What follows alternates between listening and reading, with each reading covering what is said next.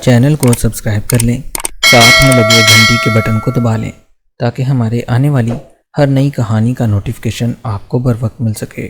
دوستو، آج کی کہانی بھی بہت مزے کی ہے۔ اس کہانی کو آخر تک غور سے سنیے گا۔ آج نادیہ اور علی کی شادی ہو رہی تھی۔ نادیہ رخصت ہو کر اپنے سسرال آ چکی تھی۔ نادیہ کا سسرال کچھ زیادہ بڑا نہیں تھا۔ شادی بہت زیادہ دھوم دھام سے کی گئی تھی۔ نادیہ دلہن بنی بیٹھی تھی۔ لوگ دلہن کو دیکھنے آ جا رہے تھے، لیکن پتہ نہیں کیوں نادیہ بالکل بھی خوش نہیں لگ رہی تھی۔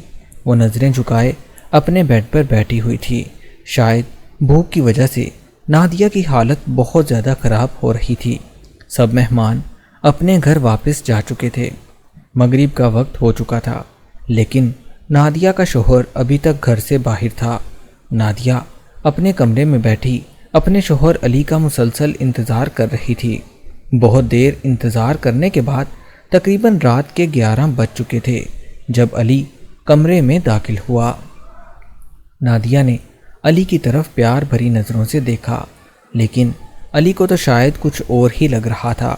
شاید وہ نادیہ سے پیار بھری باتیں نہیں کرنا چاہتا تھا، اس لیے علی نے نادیہ کی طرف نہیں دیکھا۔ علی نادیہ سے کہنے لگا، دیکھو میری بات غور سے سنو، میں یہ بات بار بار نہیں کہوں گا۔ مجھے تمہارے جیسی لڑکیاں بالکل بھی پسند نہیں ہیں جو ہر وقت نخرے کرتی ہیں۔ میں تمہارے یہ نخرے ہرگز برداشت نہیں کروں گا۔ نادیہ بہت زیادہ حیران ہو رہی تھی، کیونکہ آج شادی کا پہلا دن تھا اور علی اس کے بارے میں پتہ نہیں کیا سے کیا بولے جا رہا تھا۔ نادیہ نظریں جھکائے علی کی ساری باتیں سن رہی تھی۔ ادھر نادیہ پیار بھری باتوں کا انتظار کر رہی تھی، لیکن علی نے تو اس سے کوئی ایسی بات نہیں کی۔ یہ کہنے کے بعد اس روز علی آرام سے لیٹ گیا اور آرام کرنے لگا۔ جیسے ہی صبح ہوئی وہ اٹھ کر اپنے دوستوں کے ساتھ باہر چلا گیا۔ نادیہ یہ دیکھ کر بہت زیادہ پریشان ہوئی کہ یہ کیسا شوہر ہے جس نے میرے ساتھ پیار بھری بات تک نہیں کی۔ نادیہ سب کچھ برداشت کرتی رہی۔ اس کی شادی کو آج دوسرا دن تھا۔ وہ گھر میں کوئی بھی ہنگامہ کھڑا نہیں کرنا چاہتی تھی۔ علی جب گھر واپس آتا وہ بہت زیادہ روکھے لہجے میں نادیہ سے بات کیا کرتا تھا۔ علی کا رویہ نادیہ کے ساتھ بگڑتا جا رہا تھا، حالانکہ ابھی شادی کو دوسرا دن تھا۔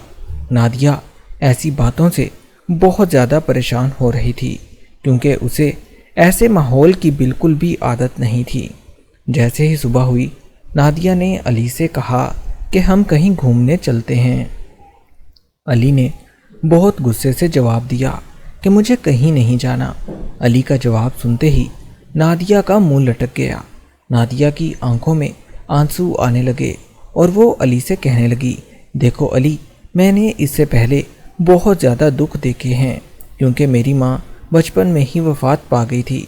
شادی کا مطلب یہ نہیں ہوتا کہ میں آپ کی غلام بن کر رہوں، مجھے آپ کی محبت چاہیے۔ لیکن علی نادیہ کی کسی بات کو کوئی اہمیت نہیں دے رہا تھا۔ وہ ایک کان سے سن کر دوسرے سے نکال رہا تھا۔ ویسے بھی جس وقت نادیہ اور علی کی شادی ہوئی، نادیہ کی عمر تقریباً 18 سال تھی اور علی کی عمر تقریباً 34 سال تھی۔ نادیہ اس شادی کے لیے راضی نہیں تھی۔ نادیہ کی سوتیلی ماں نے یہ شادی جان بوجھ کر کی تھی۔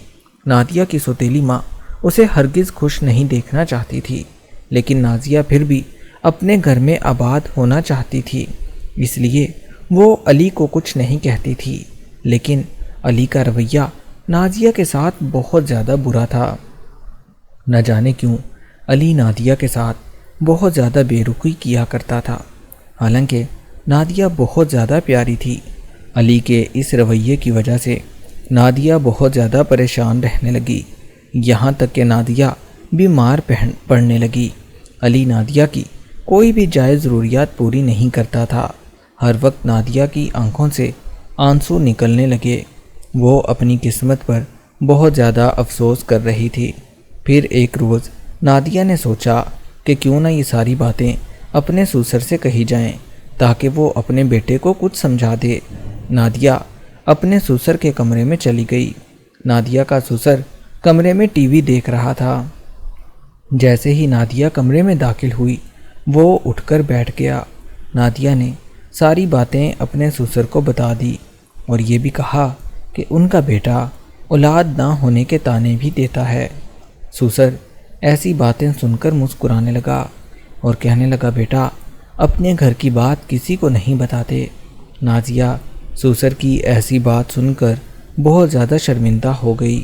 نادیہ یہ بات سمجھ چکی تھی کہ اس گھر میں کسی کو بھی اس کی کوئی پرواہ نہیں ہے۔ نادیہ پھر بھی خاموشی سے اپنی زندگی گزار رہی تھی۔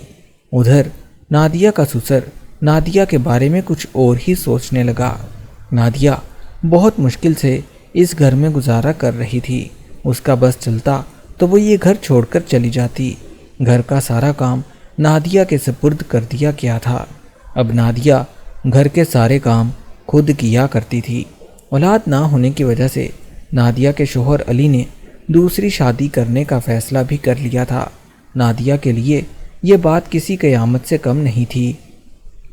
نادیہ ایک دفعہ پھر اپنے سسر کے کمرے میں گئی اور اسے علی کی ساری حقیقت بتا دی کہ وہ دوسری شادی کرنے کا کہہ رہا ہے۔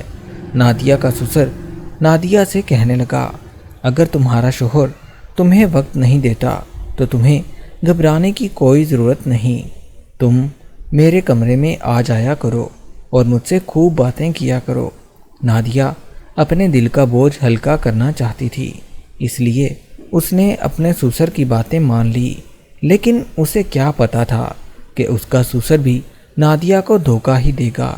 نادیہ فارغ وقت میں اب اپنے سسر کے کمرے میں چلی جایا کرتی تھی۔ ادھر نادیہ کے شوہر نے دوسری شادی کر لی تھی۔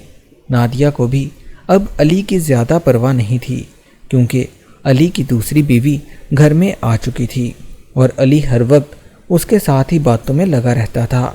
دن ایسے ہی گزرتے رہے۔ نادیہ کی اپنے سسر کے ساتھ بہت زیادہ بننے لگی۔ وہ اپنے سسر کے ساتھ ہر بات کر لیا کرتی تھی۔ شوہر سے تنگ آ کر اس نے ساری باتیں اپنے سسر کو بھی بتا دی تھی۔ نادیہ کا سسر اب نادیہ کا بھرپور ساتھ دینے لگا تھا، اس کی ہر ضرورت پوری کرنے لگا تھا، نادیہ کی ہر بات مانتا تھا۔ نادیہ بہت زیادہ خوش ہو گئی تھی، کیونکہ علی نے کبھی نادیہ کے ساتھ ایسا رویہ اختیار نہیں کیا تھا۔ کچھ ہی دنوں کے اندر نادیہ کے سسر نے نادیہ کے دل میں اپنی جگہ بنا لی تھی۔ ادھر نادیہ بھی اپنے سسر کے ساتھ بہت زیادہ خوش رہنے لگی تھی۔ وہ اب ہر وقت اپنے سسر کے کمرے میں رہنے لگی تھی، کیونکہ اس کا شوہر اس کی کوئی پرواہ نہیں کرتا تھا۔ نادیہ اب ہر وقت نئے کپڑے پہن کر رکھتی اور خود کو بہت اچھا تیار کرتی تھی۔ نادیہ کا سسر اب نادیہ پر فدا ہونے لگا تھا، کیونکہ نادیہ بہت زیادہ خوبصورت لگ رہی تھی۔ ایک روز نادیہ جیسے ہی اپنے سسر کے کمرے میں گئی تو سسر نے نادیہ کی تعریف کرنا شروع کر دی۔ سسر کے منہ سے ایسی باتیں سن کر نادیہ بہت زیادہ خوش ہو رہی تھی۔ آج پہلی دفعہ کسی مرد کے منہ سے اس نے اپنی تعریف سنی تھی۔ وہ پھولے نہیں سما رہی تھی۔ دن ایسے ہی گزرتے رہے۔ نادیہ کو بھی اب اپنے سسر کے ساتھ بہت زیادہ اٹیچمنٹ ہو چکی تھی۔ ایک روز نادیہ کا سسر نادیہ سے کہنے لگا، ہمیں اب اس دوستی کو آگے بڑھانا چاہیے۔ پہلے تو نادیہ نے انکار کر دیا، لیکن جب اس نے علی کے بارے میں سوچا جو اسے آج کل بالکل بھی وقت نہیں دیتا تھا، تو اس نے اپنے سسر کی بات مان لی۔ اب جب کبھی بھی نادیہ کا سسر نادیہ کو اپنے کمرے میں بلاتا تو نادیہ فوراً سے چلی جاتی تھی اور اپنے سسر کا سارا کام خود کر دیا کرتی تھی۔ اس کا سسر جو بھی کام کہتا وہ جلدی سے کر دیا کرتی تھی۔ نادیہ اب پہلے سے بہت زیادہ خوش رہنے لگی تھی۔ نادیہ کو بھی اپنے شوہر کی اب بالکل بھی پرواہ نہیں تھی، کیونکہ نادیہ کا سسر اس کی ہر ضرورت پوری کر رہا تھا، اور یہ بات آج تک کسی کو پتہ نہیں چلی، کیونکہ نادیہ بہت زیادہ سمجھدار لڑکی تھی۔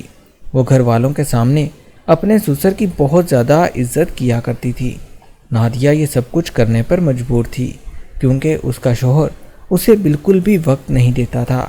اس لیے ہر شوہر کو چاہیے کہ وہ اپنی بیوی کو مکمل وقت دے، اس کے ساتھ ڈھیر ساری پیار بھری باتیں کرے اس کے ہر دکھ درد میں شریک ہو۔ اگر وہ ایسا نہیں کرے گا تو اس کی بیوی کسی اور کی طرف مائل ہو جائے گی، اور یہ شوہر اور بیوی کے لیے اچھی بات نہیں ہے۔ دوستو، کہانی اچھی لگی ہو تو ہمارے اس channel Urdu and Hindi stories کو سبسکرائب ضرور کر لیں، تاکہ ہمارے آنے والی ہر نئی کہانی کا نوٹیفیکیشن آپ کو بر وقت ملتا رہے۔